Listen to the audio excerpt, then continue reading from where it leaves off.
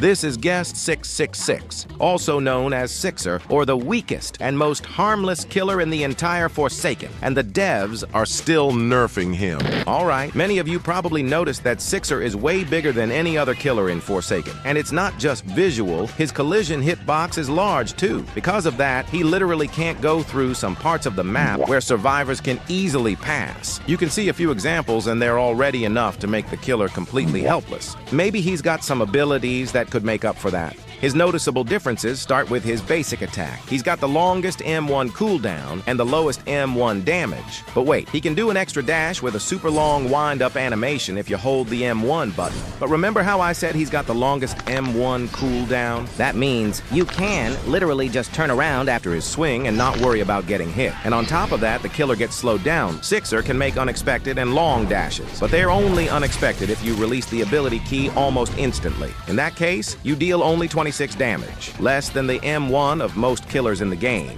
And if you miss, the penalty is huge.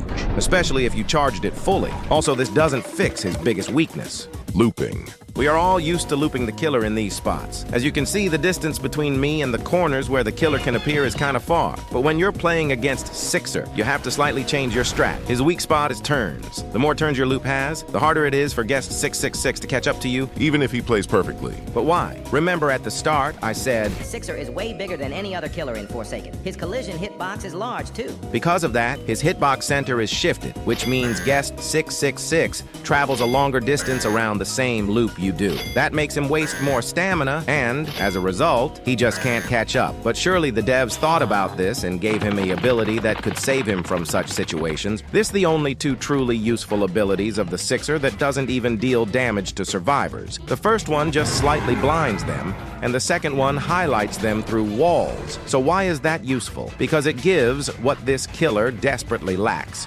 Speed.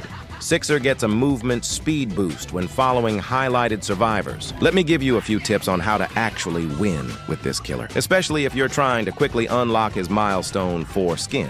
Because of Guest 666's ridiculously large size, I recommend switching to first-person view during chases. That way you'll reduce your chance of missing your M1 or Eviscerate. I recommend using Eviscerate in 3 cases: to apply the hemorrhage effect on a survivor. When your stamina is almost gone, the slowness from missing won't really matter. You can step back and jump over the loop spot you're running around with the survivor to catch them off guard.